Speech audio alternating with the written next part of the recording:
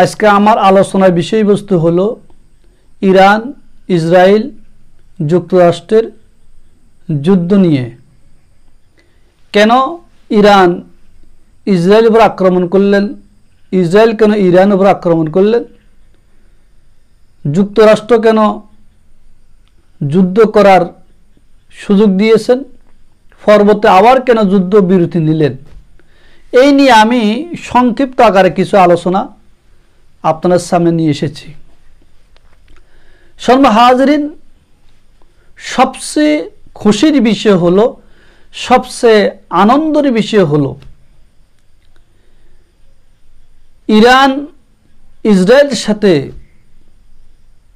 যে যুদ্ধ লিপ্ত হয়েছেন, এই যুদ্ধটা আন্তর্জাতিকভাবে সমগ্র পৃথিবীর জন্য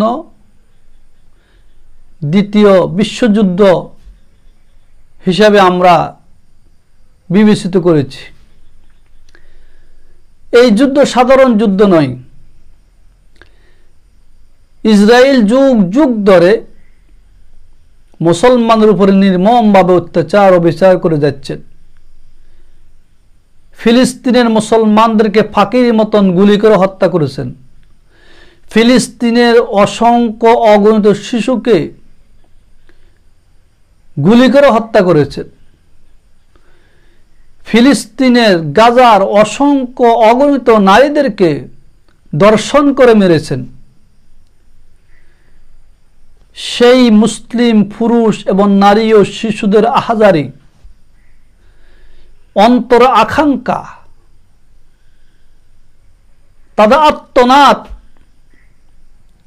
আল্লাহ পাক আরশ আজিম পর্যন্ত পৌঁছে গেছে। আরশ আজিম কম্পন ধরেছে, যার বিনিময়ে আল্লাহ রাব্বুল আলামিন সমগ্র পৃথিবীর মাঝে যত মুসলিম কান্ট্রি আছে, কোন মুসলিম কান্ট্রির তাদের সাথে যুদ্ধ করা,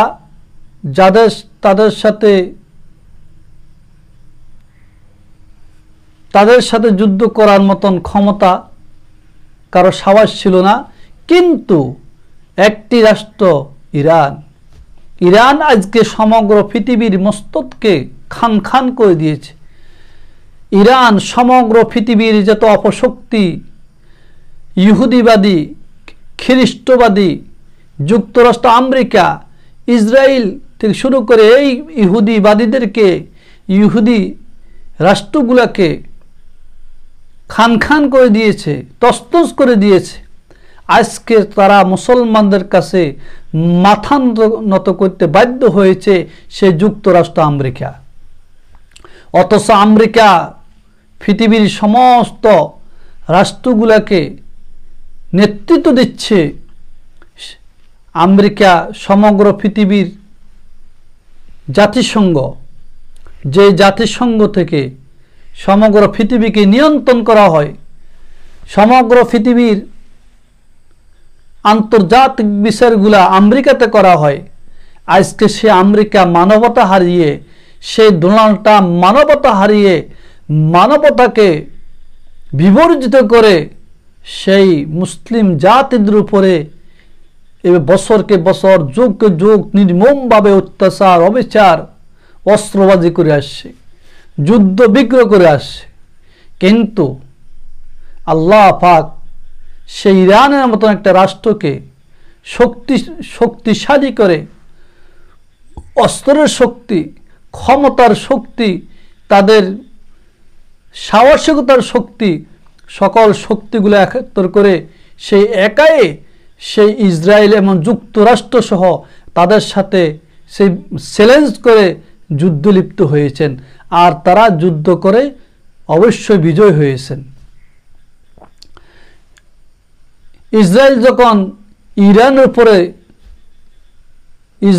মিসাইল 2টা মারলেন, কিন্তু এট এ টাইম ইরান তাদের উপরে 6টা মেরে দিয়েছে। আমেরিকা বলেছে যে আমাদের কাছে ক্ষেপণাস্ত্র আছে, ইসরায়েল বলেছে আমাদের কাছে ক্ষেপণাস্ত্র আছে, সেই ইরান বলেছে আমার কাছে ক্ষেপণাস্ত্র আছে, আমার কাছে যে ক্ষেপণাস্ত্র আছে আমার ক্ষেপণাস্ত্র দিয়ে তোমাদের সকল ক্ষেপণাস্ত্রকে তছনছ করে দিতে পারবো। কিন্তু যদি ইরানের কাছে যদি ক্ষেপণাস্ত্র না থাকে, অস্ত্র না থাকে, ইরান কেন যুদ্ধের ময়দানে নেমেছেন? আলহামদুলিল্লাহ, অবশ্যই মুসলমান বিজয় হয়েছে। আজকে ইরানের যুদ্ধের কারণে, ইরান যেই যুদ্ধ করেছে মানে ইহুদিবাদীদের সাথে, সে অপশক্তি আমেরিকার সাথে, এই যুদ্ধের কারণে কিন্তু আমেরিকা আরো 100 বছর পিছিয়ে গেছে, যে মনে হয় যেন 100 বছরের ভিতরে, 1 থেকে 200 বছরের ভিতরে আর মুসলমানের সাথে যুদ্ধ করার মতন দুঃসাহস পাবে না। এগুলো আল্লাহর সাহায্য। কিন্তু দুঃখের বিষয়, আক্ষেপের বিষয়, আমাদের মধ্যে কিছু মুসলিম ভাইয়েরা আছে, আমি নাম বলবো না, আমাদের এই মুসলিম ভাইয়েরা, মুসলিম আলেমেরা, কিন্তু তারা তো মুসলমানদের পক্ষ কোনো কথা বলতে পারে না, মুসলমানদের কোনো সাহায্য সহযোগ করতে পারে না। কিন্তু যারা মুসলমানদের পক্ষে যুদ্ধ করে, মুসলমানদের পক্ষে বিজয় আনে, কিন্তু তার বিপরীত তাদের উপর আক্রমণ করার জন্য চেষ্টা করে। আজকে আমরা শুধু ঈমান আকীদা নিয়ে দৌড়াদৌড়ি করতেছি, অথচ ঈমান আকীদা মানে যায় আছে, কিন্তু অথচ আমাদের বৃহত্তম শক্তি শেষ হয়ে গেছে, শেষ হয়ে যাচ্ছে, বৃহত্তম শক্তি শেষ হয়ে যাচ্ছে। আজকে ইরান শিয়াদের সাথে আমাদের মুসলমানদের সাথে মতবিরোধ, আকীদাগতভাবে মতবিরোধ। আকীদাগতভাবে আমরা শিয়াদের আকীদা মুসলমান আকীদা নয়। শিয়ারা আলীকে স্বীকার করে, আলীকে মানে, শিয়ারা সেই হাসান হুসেনকে মানে, অথচ মুহাম্মদ রাসূলুল্লাহ সাল্লাল্লাহু আলাইহি ওয়াসাল্লামকে এমন কোনো মূল্যায়ন করে না। কিন্তু সাহাবী আবু বকর, ওমর, ওসমান, হযরত আবু বকর, ওমর, ওসমানের মতন খলিফাতুল মুসলিমিন, এরা যোগ শ্রেষ্ঠ আলেম, আল্লাহ রসুলের জলিলুল সাহাবী, যাদেরকে আল্লাহ বলছে আজ সাহাবী কান নুজুম, আমার সাহাবীর আকাশে নক্ষত্র, আমাদের সাহাবীদের কোনো ভুল নাই, আমাদের সাহাবীদের, আমাকে যেভাবে তোমরা মানবা আমার সাহাবীদেরকে মানতে হবে। কিন্তু এই শিয়ারা আবু বকর, ওমর, ওসমান, এদের এই সাহাবীগুলাকে অকাট্য ভাষায় গালিগালাজ করে, মানে তাদের বিরোধিতা করে, যার কারণে তাদের ইমানের ভিতরে খলত মদত, তাদের ইমান বলতে ইমানের ভিতরে বেজাল ঢুকেছে, ইমান নাই করে সারে। কিন্তু সেই পাকিস্তানের একজন বহুত বড় আলেম জিয়াউর রহমান ফারুকী, তিনি বলেছেন মানে শিয়ারা শুধু কাফের নয়, জঘন্য কাফের। কেন? মুসলমানদের কালিমের 2 অংশ বিশিষ্ট লা ইলাহা ইল্লাল্লাহ মুহাম্মাদুর রাসূলুল্লাহ, আর শিয়াদের কালিমা হলো 6 অংশ বিশিষ্ট, কারণ 2 অংশের সাথে আর 4 অংশকে তারা বাড়াইছেন। তো এই জন্য শিয়াদের ইমান হলো জঘন্য, শিয়ারা হলো জঘন্য কাফের, এই জন্য বলা হয়েছে। তো ঠিক আছে, শিয়াদের সাথে আমাদের মুসলমানদের সাথে কোনো মিল নাই, কিন্তু তারা তাদের আকীদা নিয়ে আসে, আমরা আমাদের আকীদা নিয়ে আসে। কিন্তু পৃথিবীর মস্তদে যে মুসলমানদেরকে ষড়যন্ত্র করে ইহুদিবাদীরা, খ্রিস্টানবাদীরা মুসলমানদেরকে পৃথিবী থেকে নির্মূল করার জন্য চেষ্টা করে, ধ্বংস করার জন্য চেষ্টা করে, মুসলমান রাখবে না, এই যুগ যুগ ধরে মুসলমানদের উপরে আক্রমণ করতেছে, মুসলমানদের উপরে অবিচার অত্যাচার করতেছে, মুসলমানদের নারী ও শিশু ও পুরুষদের উপর আক্রমণ করতেছে। কিন্তু সেই অন্যায় থেকে, সেই ইহুদিবাদীদের হাত থেকে, সেই খ্রিস্টানদের হাত থেকে সেই মুসলমানদেরকে রক্ষা করার জন্য, এই মুসলিম রাষ্ট্রগুলোকে শক্তিশালী করার জন্য সেই ইরানের মতন একটি রাষ্ট্র সেই কাফেরদের বিরুদ্ধে, সেই জালেমদের বিরুদ্ধে, সেই ইহুদিবাদের বিরুদ্ধে অবস্থান করেছেন। এটা কি আমাদের জন্য মঙ্গলজনক নয়? আমাদের জন্য মঙ্গল নয়, ভালো নয়। মুসলমানদের জন্য, মুসলমান অস্তিত্ব টিকানোর জন্য যারা মুসলমানদের পক্ষপাতিত্ব করে, আমরা তাদেরকে ধন্যবাদ দেওয়া দরকার, সাধুবাদ দেওয়া দরকার, স্বাগতম দেওয়া দরকার। আর ঈমান আর আকীদা পরের ব্যাপার। আমরা তো তাদের আদেশ মানি না, আমরা তো তাদের অনুকরণ করি না, আমরা তো তাদের সেই তাদের ইমান আকীদা সেটা আমরা গ্রহণ করি না, তো আমাদের করি না, তো আমাদের সমস্যা কি? আজকে আমাদের কিছু মুসলিম ভাইরা বলতেছেন যে ইরান হলো শিয়া কাফের, আমাদের দেশে কিছু মুসলমান এবং শিয়াদের পক্ষ নিয়েছে এবং শিয়াদের পক্ষপাতিত্ব করে। এরা বসে বসে এই সমস্ত কথাগুলো বলতেছেন। আমরা ওদেরকে বয়কট করা দরকার, ওদেরকে শায়েস্তা করা দরকার। তাদের এমন কোনো ক্ষমতা নাই কোনো ইহুদিবাদের বিরুদ্ধে, সে নাস্তিকবাদের বিরুদ্ধে বা কোনো জালেমদের বিরুদ্ধে কথা বলার মতন ক্ষমতা তাদের নাই। এরপর তারা কেন একটি রাষ্ট্র, ইরানের মতো একটা রাষ্ট্র তাদের বিরুদ্ধে কথা বলবে? তারা তাহলে প্রয়োজন তাদের মুসলিম ভাইগুলা যারা মারা যাচ্ছে না খেয়ে, যারা হত্যা হচ্ছে, যাদেরকে খুন করা হচ্ছে, সেই ইসরায়েলের ইহুদিবাদীরা তো তাদের সাথে আপোষ করুক, তাদের সাথে লড়াই করুক, যুদ্ধ করুক, সে কতটুকু পারে?